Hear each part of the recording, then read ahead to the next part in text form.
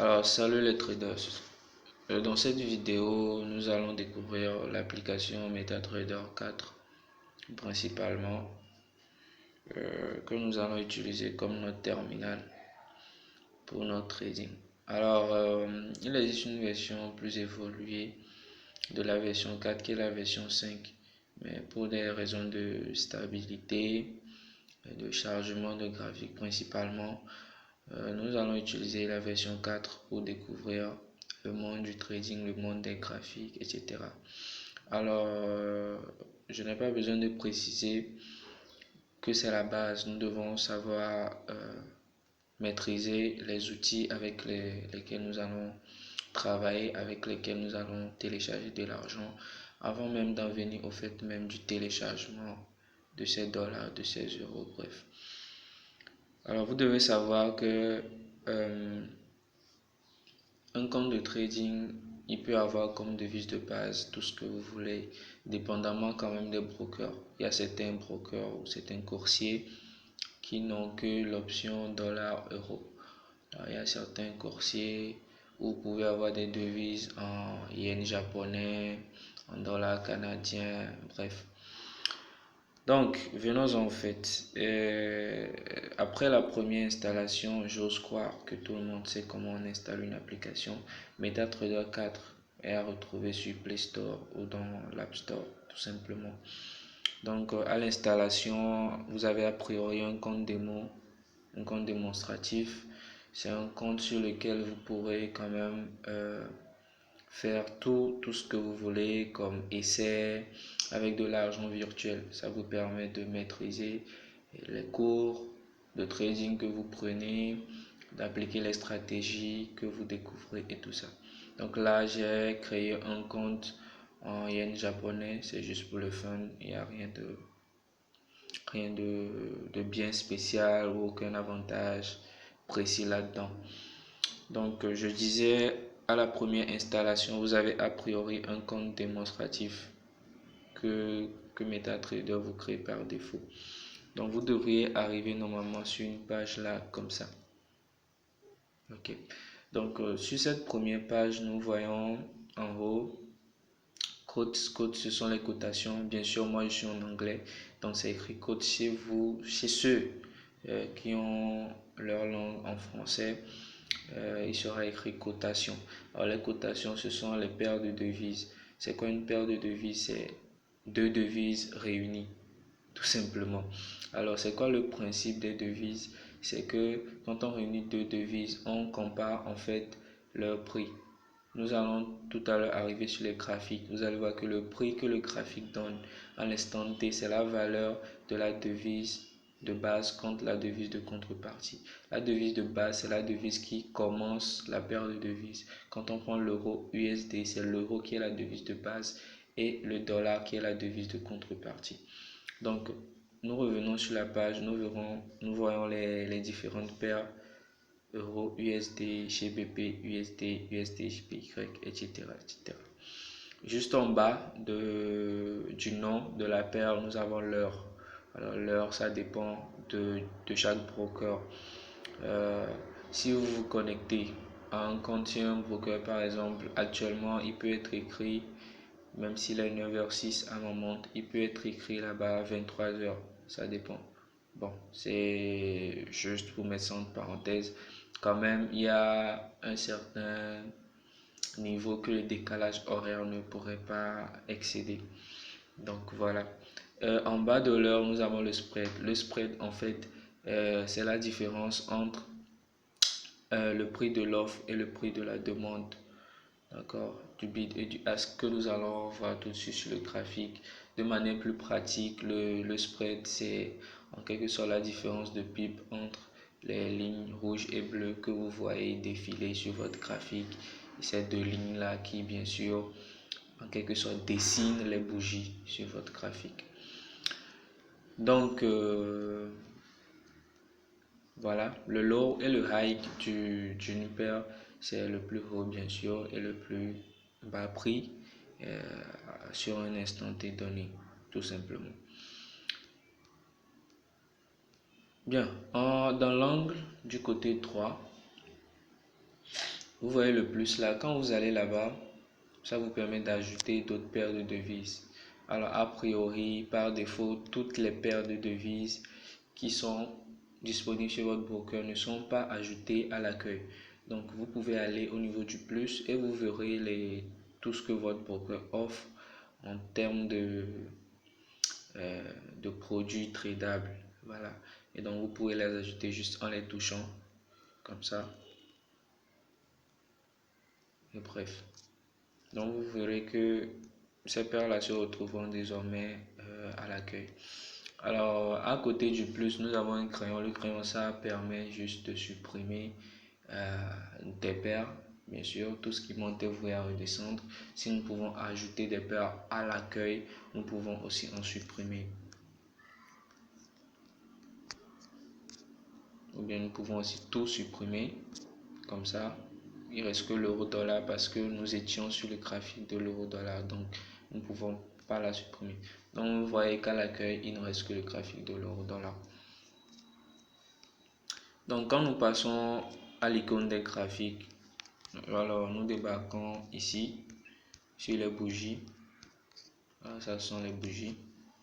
Là, mes bougies ont une couleur rouge et bleu. Alors, ça a été personnalisé. C'est moi-même qui ai mis ces couleurs-là parce que je les préfère. C'est moi-même qui ai mis un fond blanc, etc., etc. Donc, vous pouvez modifier tout ça dans les paramètres. Je vous laisse découvrir vous-même. Là, en haut ici, nous avons la réticule. La réticule, c'est ceci là, qui permet en fait d'avoir le prix correspondant à un niveau sur le marché. Donc, quand vous touchez la réticule et que vous parcourez le graphique, vous voyez que la réticule vous donne le prix correspondant au niveau où vous êtes sur le marché. Et en même temps, il vous donne la date. Il vous situe dans le temps. Pile à ce niveau-là, il était minuit le 27 juillet 2020. Voilà, quand le graphique était à ce niveau. Et il était au prix 1.162. Vous voyez, c'est ça. Donc, tout à l'heure, je l'avais dit que quand nous allons arriver sur le graphique, nous allons mieux comprendre les choses. Là, nous sommes sur le graphique de l'euro USD, de l'euro contre le dollar. Ok, donc là où le prix est actuellement, bon, le prix que la réticule nous donne, bien sûr, laissons les lignes rouges et bleues là, en haut. Ça veut dire tout simplement que à l'instant là, d'accord, à la date et à l'heure que vous voyez bien sûr en bas, 1 euro valait 1.16261 $. 1 euro valait 1. Bien 1, si vous voulez, 162,61 $. C'est ce que ça veut dire principalement. Vous voyez donc les prix du graphique, c'est ce que ça veut dire concrètement par rapport aux deux paires. Voilà, je tenais à ce qu'on précise ça. Alors, quand nous quittons la réticule, nous avons ici le F. Le F, ce sont les indicateurs qu'il y a là. Les indicateurs, ce sont des outils qui nous permettent, qui nous aident dans notre analyse, dans nos prévisions des mouvements du marché. Je pense que tout le monde sait que ici, il est question de prévoir les mouvements des marchés et par rapport à ça, faire des achats et ventes. Et c'est comme ça que nous pouvons engranger des profits ou de même engranger des pertes, que notre analyse soit bonne ou mauvaise. Voilà. Donc les indicateurs sont des outils qui nous aident dans ces analyses-là. Mais on ne pourra pas se fier uniquement aux indicateurs, dire que oui, tel indicateur, ça veut dire ça, ça, ça, donc le marché fera tel. Non. Les indicateurs sont des outils conçus à base de certaines connaissances par rapport au graphique. Alors ce que nous allons faire, c'est que nous allons maîtriser ces connaissances-là et maintenant utiliser certains indicateurs pour nous aider seulement. Les indicateurs ne pourront en aucun cas être utilisés comme outils d'analyse objectif du graphique. Non. De l'autre côté, nous avons le signe en dollar là, avec les deux flèches circulaires. Là, ça nous donne juste la possibilité de varier d'une paire à l'autre quand nous sommes sur le graphique. Permettez que je retourne, ajouter quelques paires. Vous verrez que quand nous retournons là, ça nous donne la possibilité de varier d'un graphique à l'autre directement. On n'a plus besoin de revenir à l'accueil, faire appui long sur la paire et ouvrir le graphique. Non, nous pouvons directement passer d'un graphique à l'autre ici, juste en appuyant sur la paire de devises. Voilà. Au niveau de la montre, ce sont les time frames. C'est ce que nous appelons les laps de temps. Alors, les time frames, c'est très simple. Il n'y a rien de compliqué là-dedans. Quand nous sommes en time frame M1, ça veut dire que chaque bougie prend 1 minute pour se former. En time frame H1, ça veut dire que chaque bougie prend 1 heure pour se former. En time frame MN monthly, ça veut dire que chaque bougie prend 1 mois entier pour se former. C'est tout ce que vous avez à savoir sur les time frames. Alors, quand nous aborderons les analyses et tout ça, nous verrons en quoi est-ce qu'un time frame est important, en quoi est-ce qu'il faut utiliser tel time frame et pas tel, quand est-ce qu'il faut utiliser celui-ci et pas l'autre, etc. Voilà. Alors, la dernière icône dans le coin, c'est ici. Ici, vous avez la possibilité de prendre les positions. C'est ici que vous pouvez faire votre achat ou votre vente, ou vos achats et vos ventes. Donc, après votre prévision du marché, vous voyez ici, doit évoluer en hausse ou en baisse. Et par rapport à ça, vous achetez ou vendez la paire de devises. Alors, nous allons avoir un bref aperçu sur ce qu'il y a ici. Juste en bas, vous avez sell and buy, ou vendre et acheter. Je pense que tout le monde sait ce que ça veut dire. En laissant en haut, nous avons exécution instantanée, instant execution. Ça veut dire tout de suite que si nous prenons une position, elle est exécutée immédiatement par notre broker sur les marchés financiers. Voilà, ici je fais un sell là maintenant. Order is open. En même temps, la position est prise en compte. Vous voyez ça. Voilà.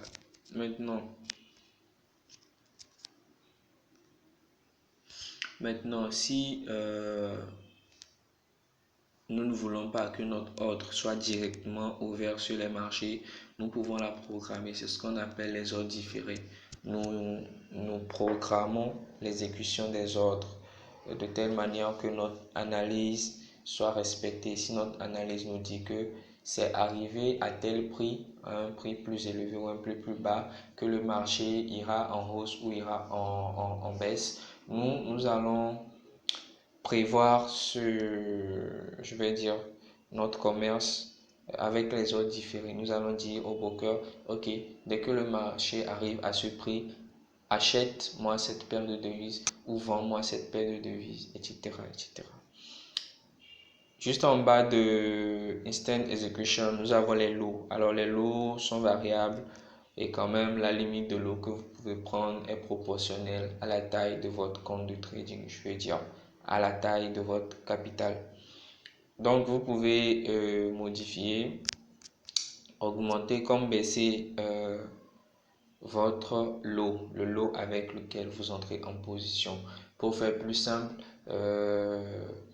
c'est comme si vous voulez acheter du sucre. Alors vous avez la possibilité d'acheter 2 bols de sucre, 3 bols de sucre, 4 bols de sucre. Voilà, c'est de manière analogique une approche un peu basique pour comprendre ce que c'est que le lot. En bas du lot, vous avez des zones remplissables où c'est mis 0, 0, 0 et du côté gauche c'est souligné en rouge et du côté droit c'est souligné en vert. Ok, du côté rouge c'est là-bas qu'on place le stop loss ou la perte d'arrêt. C'est un prix qu'on met quand on prend une position. On se dit que si le marché arrive à ce prix, que le broker nous clôture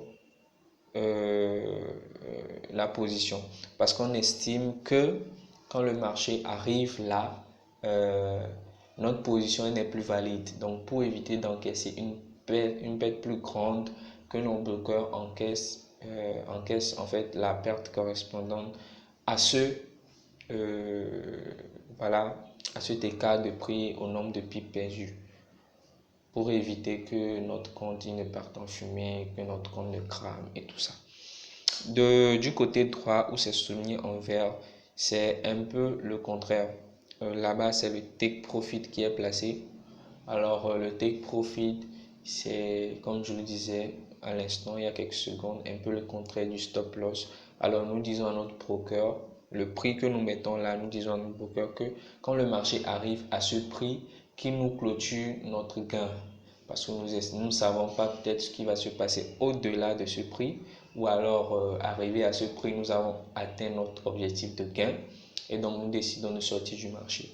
Alors ces ordres en fait sont bénéfiques puisque vous n'allez pas peut-être, je dis peut-être, être à chaque seconde braqué sur votre graphique, à chaque seconde les yeux dans votre terminal de trading pour voir, voilà, je dois sortir de cette position et tout ça et tout ça.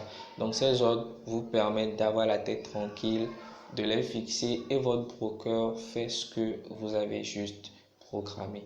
Vous voyez? Donc que ce soit le stop loss ou le take profit, ce sont des programmations de sortie des marchés financiers que vous donnez à votre broker ou bien que vous faites à votre broker. Donc, lui n'aura simplement qu'à exécuter. Après, comment placer le stop loss et le take profit, ça dépend. Nous verrons ça. Comment est-ce qu'il faut mettre de bons stop loss? Comment est-ce qu'il faut mettre de bons take profit? Et pour ceux qui ont déjà suivi la vidéo aussi sur comment sécuriser une position, le stop loss pourra quand même aussi être utilisé pour sécuriser des gains. Nous verrons ça plus tard. Il y a déjà une vidéo disponible sur ça que vous pouvez consulter sur cette même chaîne. Merci. Alors, à part ici où nous pouvons prendre les positions, vous pouvez voir qu'il y a le même dollar avec les flèches circulaires qui vous permet de naviguer d'une paire à l'autre. Vous pouvez prendre position en même temps d'une paire à l'autre.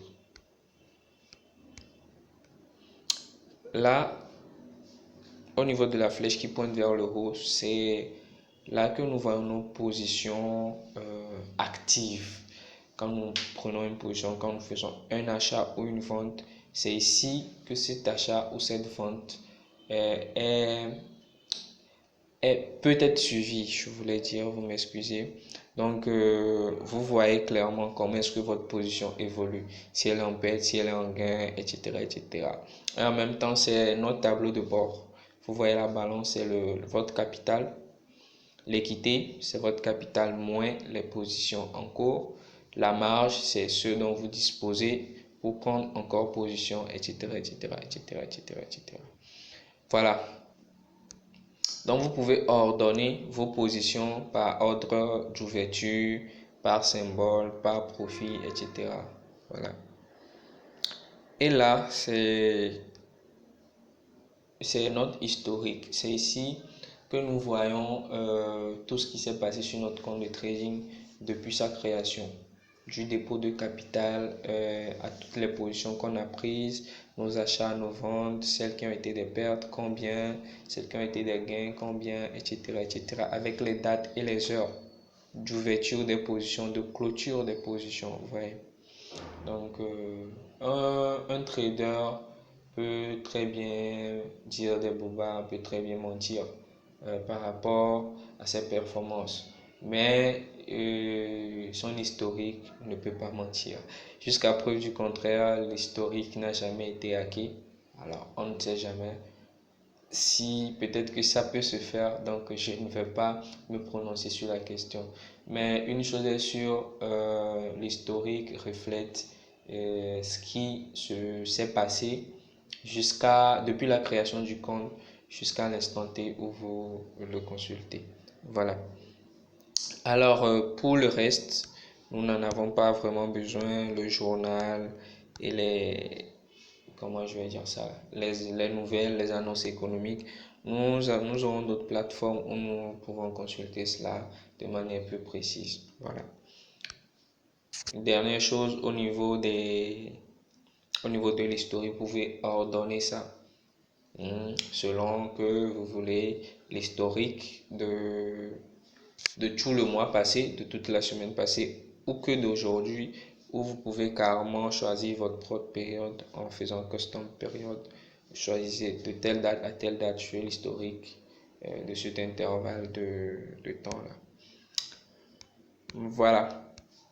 Donc pour changer les couleurs, pour changer l'apparence de votre MetaTrader, c'est dans les paramètres comme je l'avais dit. Donc je vous laisse quand même faire cela vous-même.